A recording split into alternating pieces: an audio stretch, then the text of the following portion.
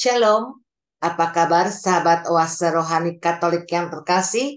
Senang sekali saya bisa menjumpai Anda hari ini dalam siaran Oase Rohani Katolik. Dan berbahagia sekali karena hari ini kita semua ditemani oleh Romo Yohanes Purbo Tamtomo PR dan saya Benedict Marita akan menemani Romo Purbo dan Anda semua kurang lebih selama 1 jam ke depan. Baiklah, kita menyapa salam damai kepada Romo Purbo yang sudah hadir untuk Anda pada hari ini. Salam damai, Romo. Damai Tuhan, Ibu Marita. Terima kasih banyak. Iya, puji Tuhan, Romo. Pendengar terkasih, hari ini adalah Pekan Biasa keempat. Antifon pembuka untuk hari ini adalah alangkah berlimpah-limpah kebaikan-Mu ya Tuhan, yang telah Kau lakukan di hadapan manusia bagi orang yang berlindung padamu. Bacaan hari ini diambil dari surat kepada orang Ibrani bab 11 ayat 32 sampai 40. Saudara-saudara, tentang tokoh-tokoh iman, aku akan kekurangan waktu apabila aku hendak menceritakan tentang Gideon, Barak, Simson, Yefta, Daud, Samuel, dan para nabi. Karena iman, mereka telah menaklukkan kerajaan-kerajaan, mengamalkan kebenaran, dan memperoleh apa yang dijanjikan, menutup mulut singa, dan memadamkan api yang dahsyat. Mereka telah luput dari mata pedang dan telah beroleh kekuatan dalam kelemahan.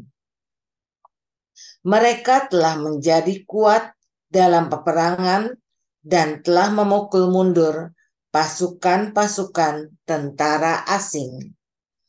Karena iman, para ibu telah menerima kembali orang-orangnya yang telah mati, sebab mereka dibangkitkan. Ada lagi orang-orang yang membiarkan dirinya disiksa dan tidak mau menerima pembebasan, karena mereka mengharapkan kebangkitan untuk hidup yang lebih baik. Ada pula yang diejek dan didera, bahkan ada yang dibelenggu dan dipenjarakan. Mereka dilempari batu, digergaji, dan dibunuh dengan pedang. Mereka mengembara dengan berpakaian kulit domba atau kulit kambing, sambil menderita kekurangan, kesesakan, dan siksaan. Dunia ini bukan tempat layak bagi mereka. Mereka mengembara di padang gurun dan di pegunungan, dalam gua-gua dan dalam celah-celah gunung. Iman mereka telah memberi mereka suatu kesaksian yang indah. Namun, mereka semua belum memperoleh apa yang dijanjikan itu. Sebab Allah mempunyai rencana yang lebih baik bagi kita semua. Tanpa kita, mereka tidak dapat sampai kepada kesempurnaan. Demikianlah sabda Tuhan. Syukur kepada Allah. Sahabat Oase Rohani Katolik yang terkasih, marilah kita tanggapi sabda Tuhan dengan mazmur tanggapan. Kuatkanlah dan teguhkanlah hatimu, kalian semua yang berharap kepada Tuhan. Kuatkanlah dan teguhkanlah hatimu, kalian semua yang berharap kepada Tuhan.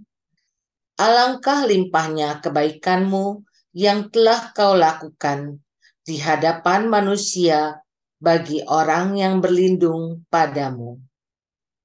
Kuatkanlah dan teguhkanlah hatimu, kalian semua yang berharap kepada Tuhan. Engkau menyembunyikan mereka dalam naungan wajah-Mu terhadap persengkokolan orang-orang. Engkau melindungi mereka dalam pondok terhadap perbantahan lidah. Kuatkanlah dan teguhkanlah hatimu, kalian semua yang berharap kepada Tuhan. Dalam kebingunganku, aku menyangka, aku telah terbuang dari hadapan matamu. Tetapi ternyata engkau mendengarkan suara permohonanku ketika aku berteriak kepadamu minta tolong. Kuatkanlah dan teguhkanlah hatimu, kalian semua yang berharap kepada Tuhan. Kasihilah Tuhan, hai semua orang yang dikasihinya. Tuhan menjaga orang-orang yang setiawan, tetapi orang yang congkak diganjarnya dengan tidak tanggung-tanggung. Kuatkanlah dan teguhkanlah hatimu, kalian semua yang berharap kepada Tuhan. Sahabat Oase Rohani Katolik, sekarang marilah kita simak bersama Injil Suci menurut Markus bab 5 ayat 1 sampai 20 yang akan disampaikan oleh Romo Purbo untuk kita semua. Terima kasih Ibu Marita, para ibu bapak dan saudara-saudariku terkasih. Marilah sebelum kita mendengarkan bersama-sama Injil Tuhan, kita awali dengan menyanyikan bait pengantar Injil. Haleluya, haleluya, haleluya, haleluya, haleluya,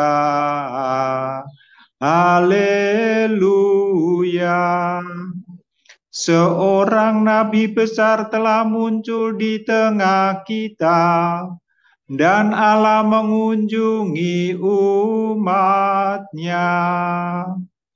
Haleluya, haleluya,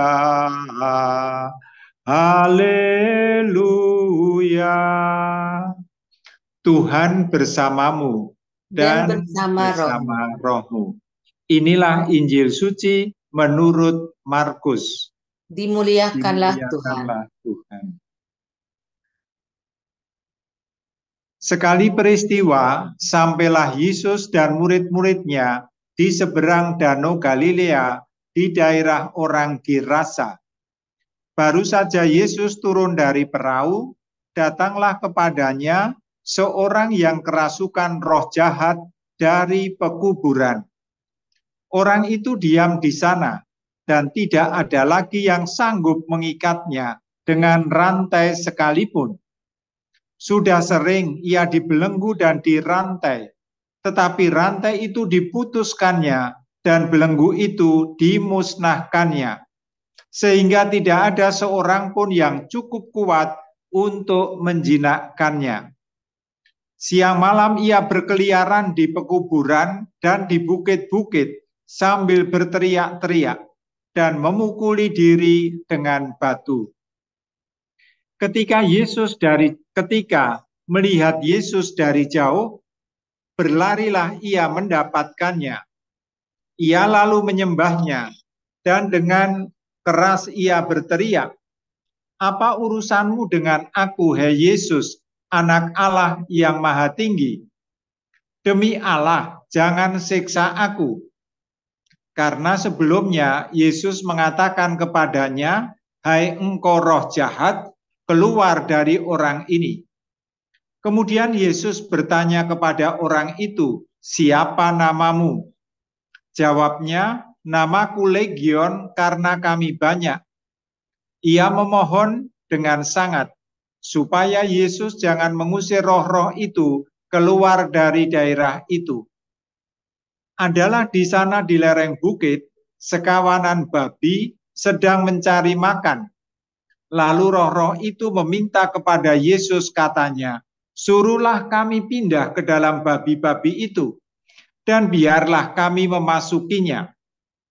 Yesus mengabulkan permintaan mereka. Lalu keluarlah roh-roh jahat itu dan memasuki babi-babi itu. Maka kawanan babi yang kira-kira 2.000 jumlahnya itu terjun dari tepi jurang ke dalam danau dan mati lemas di dalamnya. Maka larilah penjaga-penjaga babi itu.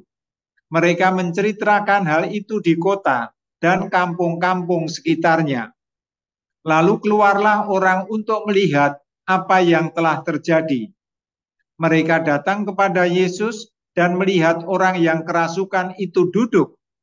Orang yang tadinya kerasukan legion itu kini berpakaian dan sudah waras. Maka takutlah mereka. Orang-orang yang telah melihat sendiri hal itu menceritakan apa yang telah terjadi atas orang yang kerasukan setan itu dan tentang babi-babi itu. Lalu mereka mendesak Yesus supaya ia meninggalkan daerah mereka. Pada waktu Yesus naik lagi ke dalam perahu, orang yang tadinya kerasukan setan itu meminta supaya ia diperkenankan menyertai Yesus. Tetapi Yesus tidak memperkenankannya. Yesus berkata kepada orang itu, "Pulanglah ke rumahmu, kepada orang-orang sekampungmu, dan beritahukanlah kepada mereka segala yang telah diperbuat Tuhan atasmu, dan ceritakan bagaimana ia telah mengasihi engkau." Orang itu pun pergi dan mulai memberitakan di daerah Dekapolis segala yang telah diperbuat Yesus atas dirinya. Dan mereka semua menjadi heran. Demikianlah sabda Tuhan. Terpujilah Terpujilah Kristus. Kristus. Sahabat Oase Rohani Katolik yang terkasih, setelah kita menyimak bacaan-bacaan atau firman-firman Tuhan pada hari ini, marilah kita simak bersama permenungan yang akan disampaikan oleh Romo Purbo untuk kita semua. Silakan Romo. Ibu Marita yang terkasih, para ibu bapak dan saudara-saudari yang terkasih dalam Tuhan. Terima kasih untuk kesempatan perjumpaan kali ini, di mana kita dibimbing oleh Tuhan untuk kembali mengalami kasih, mengalami berkat melalui sabdanya, dan juga melalui perjumpaan kita bersama. Pada waktu saya mempersiapkan perjumpaan ini untuk mencoba menemukan pesan ataupun inspirasi dari sabda Tuhan, baik dari bacaan pertama maupun bacaan Injil, saya merasa tidak mudah. Mengapa? Karena setelah membaca 2-3 kali, rasa-rasanya baik bacaan pertama maupun bacaan Injil, dua kisah yang sangat berbeda. Bacaan pertama diambil dari surat kepada orang Ibrani. Kurang lebih bercerita mengenai pengalaman hidup orang beriman waktu itu. Sedangkan bacaan Injil menyeramkan, sebagaimana yang tadi kita dengar. Kisah tentang orang kerasukan setan. Dan perilakunya luar biasa. Dan dikisahkan Yesus mendatangi dia. Maka dua kisah ini memang spontan terasa dua hal yang beda sekali. Namun syukur kepada Tuhan, Roh Tuhan dianugerahkan kepada kita. Karena melalui Mazmur tanggapan yang tadi juga sudah kita bacakan, kita doakan bersama, Tuhan membuka pintu untuk mencoba menangkap pesan-pesan untuk hidup beriman kita. Maka pada bagian awal dari sharing ini, saya mengajak Ibu Marita dan saudara-saudari semua, mari sebentar kita kembali ke Mazmur tanggapan yang sebetulnya juga bacaan yang sama dari antifon pembukaan Ekaristi yang dirayakan dengan sabda Tuhan yang kita dengarkan ini. Referen dari Mazmur tanggapan berbunyi demikian. kuatkanlah dan teguhkanlah hatimu, kalian semua yang berharap kepada Tuhan. Spontan itu menjadikan berkat tersendiri karena kata-katanya merupakan ungkapan doa dan pengharapan yang begitu sederhana. Di balik Mazmur tanggapan sebagai ungkapan syukur dan permohonan orang beriman, yang sangat menonjol adalah pengalaman akan kebaikan Tuhan. Orang yang bisa mengatakan kuatkanlah dan teguhkanlah hatimu, kalian semua yang berharap kepada Tuhan, pasti punya pengalaman Tuhan itu baik. Kalau tidak punya pengalaman itu, tidak akan mengarahkan saudara-saudarinya untuk tetap teguh, untuk tetap kuat, untuk tetap bersandar kepada Tuhan. Singkatnya, dari referen tadi, menurut saya secara sederhana, mau dikatakan, orang-orang yang percaya dan berlindung kepada Tuhan tidak pernah akan sia-sia. Maka ini sangat memberikan penghiburan. Kalau aku setia, aku berlindung kepada Tuhan, tak pernah sikap dan hidupku ini sia-sia. Meskipun tantangan hidup tidak sedikit. Keyakinan inilah yang mesti kita bawa dalam peziarah hidup sebagai orang beriman. Karena dalam peziarah ini tantangannya banyak sekali. Dalam tugas keseharian ada banyak tantangan. Dalam perutusan panggilan hidup, entah sebagai keluarga, pasangan suami istri, ataupun panggilan hidup yang lain, di zaman sekarang ini tidak sedikit tantangan dan kesulitan. Kalau bukan orang beriman, acap kali tidak sedikit juga yang katanya sudah mau angkat tangan. Maka dalam situasi seperti ini, pesan Mazmur tanggapan tadi amat sangat cocok. Kuatkanlah dan teguhkanlah hatimu, kalian semua yang berharap kepada Tuhan. Imanmu tak pernah sia-sia. Ibu Marita dan Bapak Ibu yang terkasih, dengan kacamata itu, saya mengajak menangkap pesan dari bacaan pertama. Bacaan pertama diambil dari surat kepada umat Ibrani.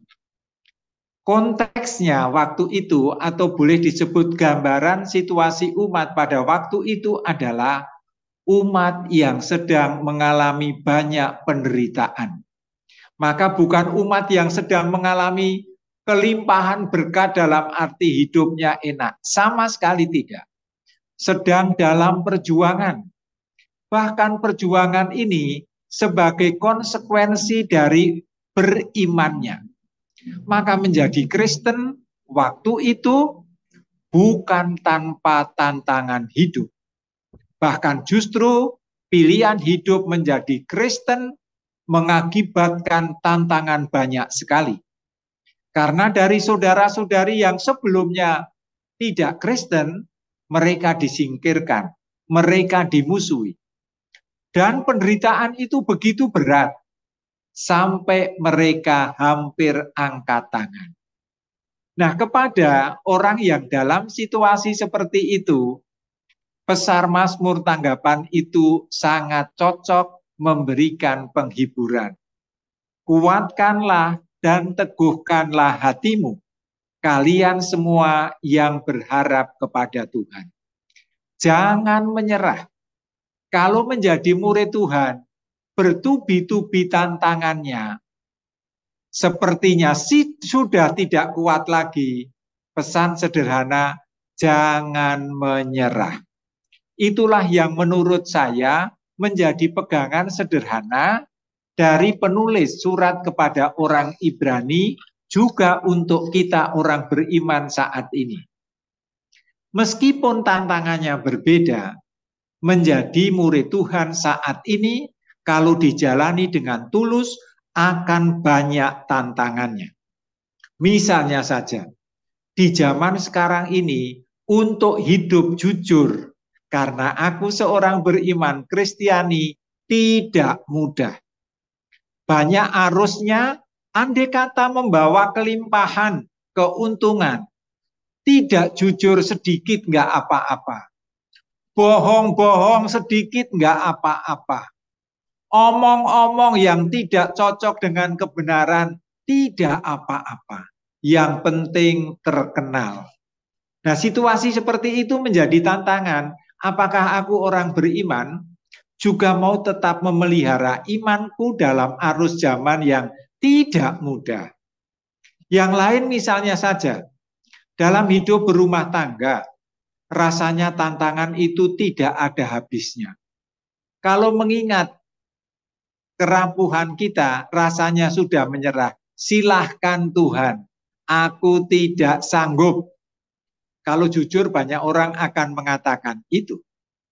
Tetapi kalau aku orang beriman, aku tetap akan berjuang tanpa kenal lelah sampai kapanpun. Maka tantangan banyak apapun tidak akan membuat aku menyerah. Maka perjuangan yang tidak henti mesti diyakini tak pernah sia-sia. Itulah pesan sederhana yang bisa kita petik dari bacaan pertama. Tuhan meneguhkan kepada kita, janjinya tak pernah dikhianati. Tetapi orang beriman harus menatap masa depan. Tidak boleh beriman dengan tuntutan saat ini juga aku mendapat segala-galanya. Itu bukan orang beriman. Orang beriman adalah orang yang sedang berziarah. Dan acap kali dalam peziarahan itu apapun bentuknya. Dalam pekerjaan, dalam berumah tangga, dalam pergaulan, jalan salib di tengah kita. Kita diajak dengan setia memikulnya.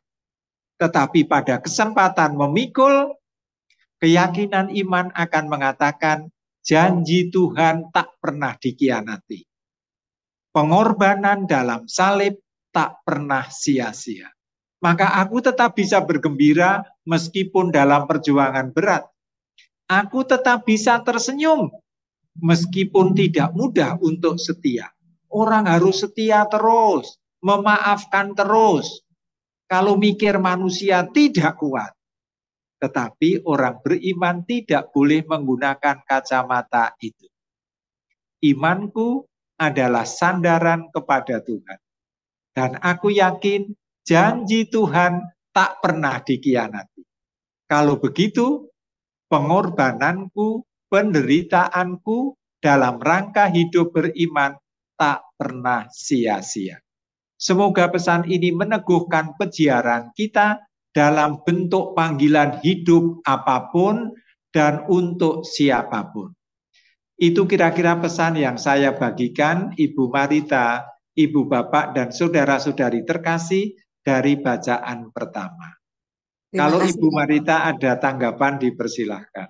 Ya, terima kasih Romo. Romo, adakah suatu doa atau suatu tips di mana keadaan kita terdesak, dalam keadaan sesak, penderitaan yang dapat kita ucapkan kepada Tuhan untuk menenangkan hati kita, Romo?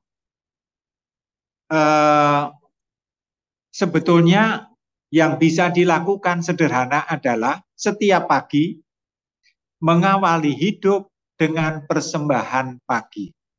Jadi intinya sebelum melakukan banyak kegiatan, ambil waktu sedikit dan di saat pribadi itu tidak sampai 5 menit, mencoba untuk hadir di hadapan Tuhan. Tuhan, aku persembahkan hidupku di awal yang baru ini. Aku yakin Engkau menyertai aku. Kuatkanlah aku, lindungilah aku. Bunda Maria, doakanlah aku. Saya yakin itu memberikan kekuatan iman yang luar biasa. Terima kasih Romo. Baiklah sahabat Oase Rohani Katolik, Mari kita resapkan dalam hati sanubari kita permenungan yang disampaikan oleh Romo Purbo untuk kita semua. Dan kami akan kembali setelah jeda berikut ini.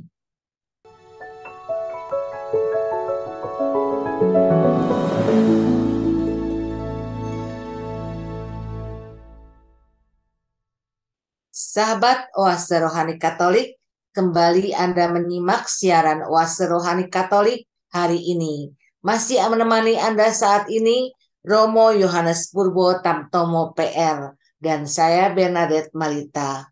Baiklah, sahabat Oase Rohani Katolik yang mau bertanya, mengirimkan usul atau saran, kirimkan ke alamat email kami orkkaj2021@gmail.com atau dapat Anda kirim melalui WA ke nomor 0818 0251 33438. Baiklah, kita kembali ke Romo Purbo untuk menyimak permenungan di bagian kedua ini. Silakan Romo.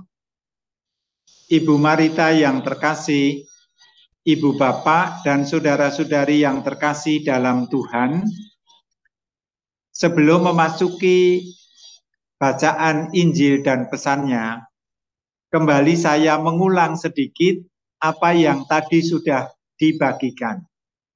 Salah satu pesan yang sederhana adalah, semoga dalam perjuangan hidup, karena mengikuti atau bersandar pada iman, apalagi pada saat hidup tidak mudah, kita tidak mudah menyerah.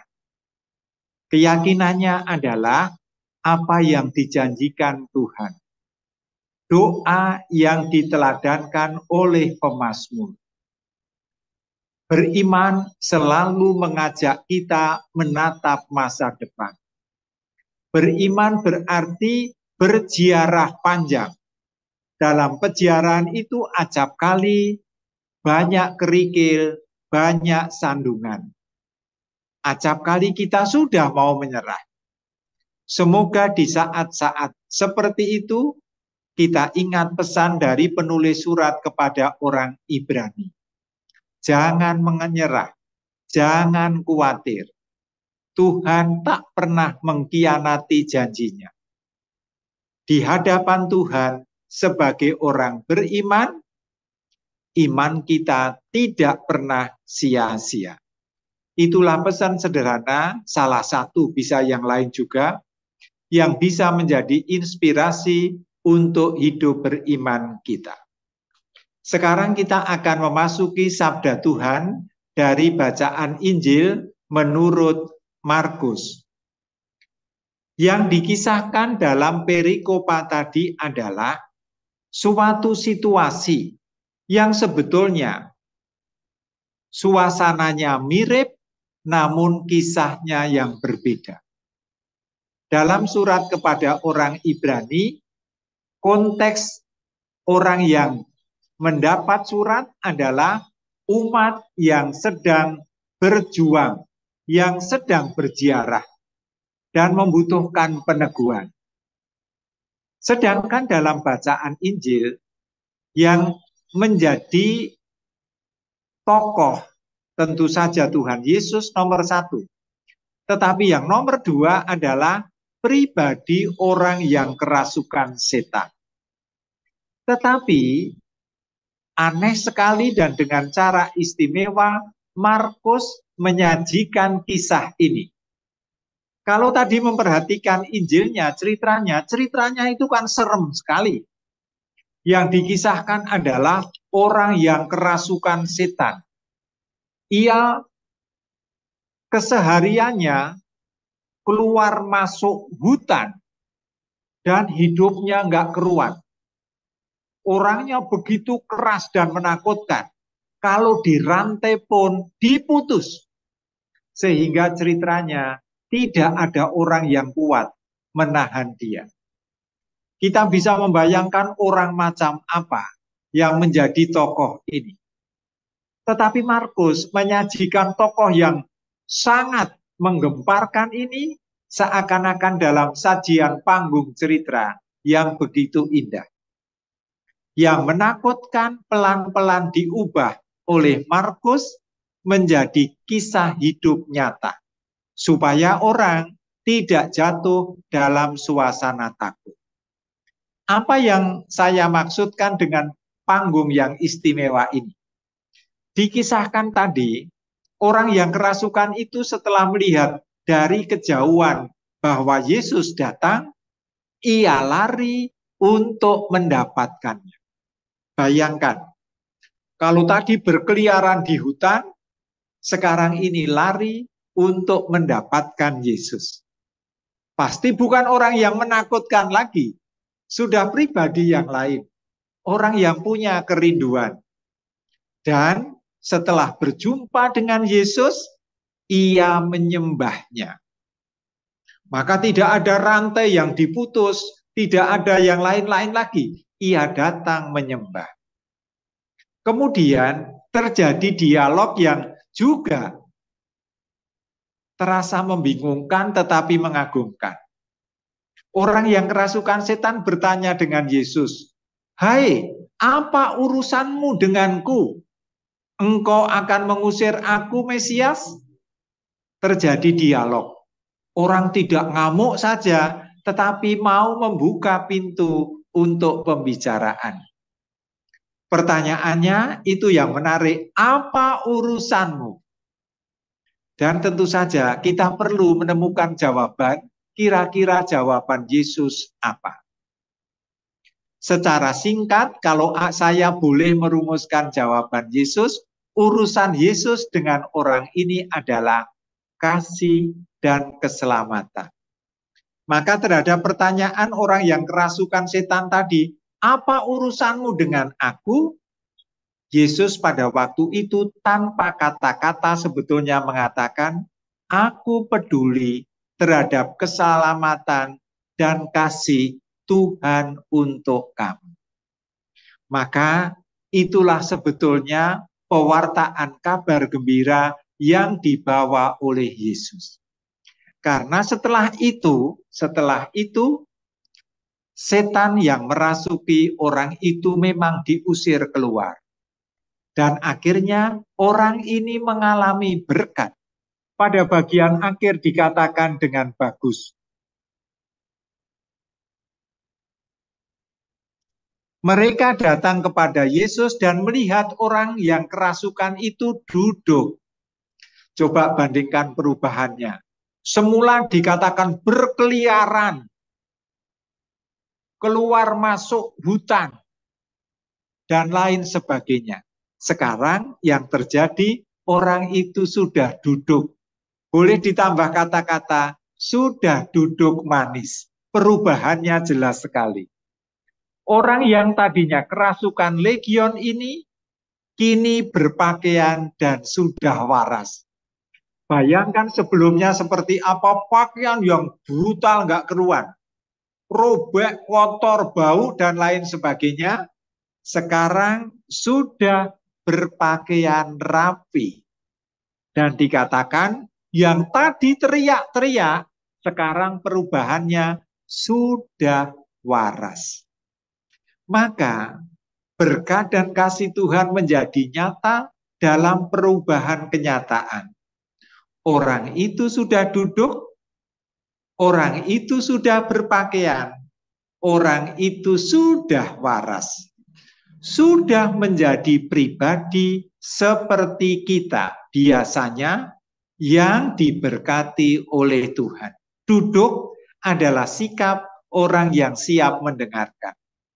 Maka orang yang belum siap mendengarkan itu biasanya gerak terus, lari ke sana kemari. Ungkapan orang yang belum siap mendengarkan sabda Tuhan. Setelah setan diusir, diceritakan dengan bagus, orang itu duduk. Semua orang yang melihat perubahan ini kagum semua. Loh, dulunya kayak apa? Dirantai saja putus. Sekarang duduk manis tanpa mengkhawatirkan. Dulu pakaiannya nggak keruan. Mohon maaf, berkali-kali kalau kita berjumpa dengan orang yang sedang kebingungan di jalan, pakaiannya acap kali menyedihkan, sobek nggak keruan, terus dipakai juga nggak keruan, pokoknya tidak manusiawi. Itu adalah simbol orang yang belum mengalami berkat Tuhan. Sedangkan dalam cerita tadi, simbolnya sudah berpakaian. Tidak dikatakan pakaian mahal, tetapi istilahnya duduk rapi sebagai manusia yang bermartabat. Dan sudah waras. Sudah waras berarti sudah bisa berkomunikasi, sudah bisa saling menyapa, dan lain sebagainya. Itulah berkat setelah Yesus datang membawa salam damai, menjawab penyembuhan, membawa kembali berkat sebagai ciptaan yang istimewa. Inilah berkat Yesus yang mau disampaikan kepada orang kerasukan setan, tetapi sekaligus membawa pesan kepada kita. Pesan yang pertama, dalam hidup bersama, kecenderungan kita sebagai manusia, termasuk orang beriman, kalau ada orang yang sedang mengalami situasi khusus, umumnya dipinggirkan. Kalau ada dalam keluarga kita, satu orang yang agak aneh saja, rasanya itu bukannya didekati, malah semakin dipinggirkan. Menyapanya tidak baik, dan lain sebagainya. Dalam lingkungan kerja sama, kalau ada orang yang berbeda, rasanya tidak masuk kelompok kita. Nggak mau ngobrol dengan dia. Menyapa juga sesedikit mungkin kalau perlu. Juga dalam hidup yang lain, model dan sikap menyingkirkan orang yang mengalami keterbatasan. Yesus mengajak kita mau mengatakan jangan bersikap seperti itu. Sebagaimana diteladankan oleh Yesus, dimanapun kita berusaha mendekati setiap orang, apalagi kalau orang ini sedang dalam situasi tidak mudah. Dalam bahasa Injil, sedang kerasukan setan. Tentu tidak hanya orang yang kerasukan setan atau hanya orang gila misalnya saja, tetapi semua orang yang berbeban, semua orang yang sedang berkesulitan, mereka itu membutuhkan kasih Tuhan. Jangan dijauhi. Yang bisa mengubah orang, yang bisa membawa berkat bagi orang adalah kasih dan pengampunan. Itulah yang diwartakan Tuhan, itulah kabar baik untuk diwartakan kepada orang-orang di sekitar kita. Pasti Ibu Marita punya pengalaman tersendiri dalam keluarga, di lingkungan sekolah, di antara rekan-rekan guru, perjumpaan dengan para orang tua murid, di lingkungan masyarakat. Selalu ada orang-orang yang mendapatkan cap sedemikian rupa sehingga cenderung dijauhi. Dalam bahasa Injil sekali lagi, orang ini diistilahkan kerasukan setan, hidupnya nggak keruan. Kalau dijauhi terus, nggak akan ada berkatnya. Tetapi hanya mau mendatangi orang yang sedang merindukan berkat ini, akan mengalami kasih Tuhan yang istimewa. Maka ibu bapak dan saudara-saudari terkasih, kalau dipadukan pesan dari bacaan pertama dan bacaan Injil adalah, satu, mari kita beriman dengan menatap masa depan. Dalam peziaran hidup itu akan banyak kita jumpai kerikil dan juga bahkan beban. Jangan khawatir, karena seandainya mesti memikul salib, tak pernah sia-sia. Pada saatnya berkat akan dianugerahkan. Yang kedua, dalam hidup nyata setiap hari, mari kita menjadi pembawa kasih yang sederhana. mulai dengan ungkapan-ungkapan sapaan yang penuh kasih, mulai dengan sikap yang bersahabat, mulai dengan berani memulai mengampuni dan tidak gampang marah pada saat merasa dikhianati. Itulah jalan-jalan yang penuh berkat yang bisa membawa orang dekat dan kembali kepada Tuhan. Ibu Marita yang terkasih, para ibu bapak dan saudara-saudari terkasih, itu dua pesan sederhana yang saya tangkap, yang ingin saya bagikan. Seandainya Ibu Marita ada sharing ataupun pertanyaan atau komentar, dipersilahkan. Terima kasih. Terima kasih Romo. Romo, bagaimana kita menjadi agen kebaikan dalam kehidupan sehari-hari untuk menumbuhkan persaudaraan tanpa melihat golongan, suku, dan agamanya, Romo? Menurut saya loh ya, artinya ada kemungkinan banyak yang lain. Yang pertama adalah mulai dengan keyakinan bahwa hidup ini anugerah Tuhan. Maka aku mesti bergembira dan bersyukur. Tetapi selain hidup ini anugerah, hidup ini juga mengemban tugas perutusan. Tugas perutusan itu mengiringi rasa syukur kita. Nah, tugas perutusan itu apa? Tugas perutusan itu adalah menjadikan setiap pribadi hidup sebagaimana martabatnya yang luhur. Martabat yang luhur ungkapannya macam-macam. Misalnya, mesti manusiawi, mesti hidup dengan penuh persaudaraan, mesti hidup dengan kerendahan hati. Kalau motivasi ini kita yakini, sekecil apapun kita akan memaknai entah pekerjaan, entah pelayanan, entah pergaulan kita untuk jalan mewujudkan apa yang tadi dikatakan Ibu Marita, agen pembagi kasih, agen pembagi hidup persaudaraan, agen untuk memperjuangkan dan menghormati martabat manusia. Itu sikap kecil yang bisa kita mulai. Itu kira-kira yang saya bisa sampaikan. Terima kasih Romo. Baiklah sahabat Oase Rohani Katolik yang terkasih, dengan demikian usailah sudah jumpa kita pada hari ini. Maka Romo Yohanes Purwo Tamtomo PR dan saya Benedict Marita mohon pamit dari ruang dengar Anda. Kami mengucapkan salam damai, tetap semangat dan tersenyum. Kita akan tutup jumpa kita dengan sebuah doa dan berkat yang akan disampaikan oleh Romo Purwo untuk kita semua. Silakan Romo. Ibu Marita yang terkasih, para ibu bapak dan saudara-saudari yang terkasih, mari kita bersyukur kepada Tuhan, mohon berkat untuk hidup beriman pribadi, mohon berkat untuk kerukunan dalam keluarga, mohon berkat untuk karya dan pelayanan kita setiap hari.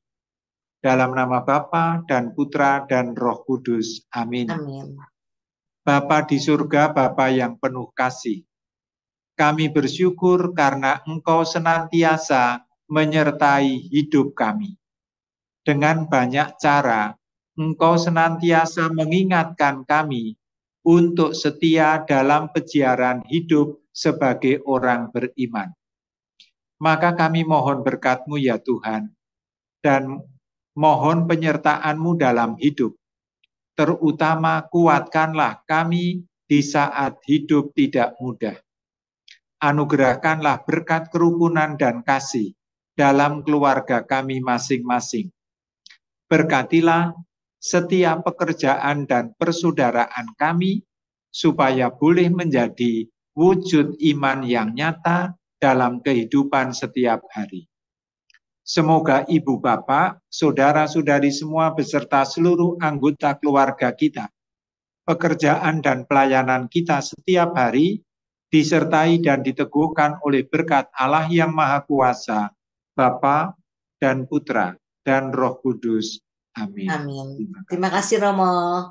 Terima Baiklah kasih kembali. sahabat Oase Rohani Katolik, sampai jumpa lagi di siaran Oase Rohani Katolik berikutnya. Tuhan memberkati.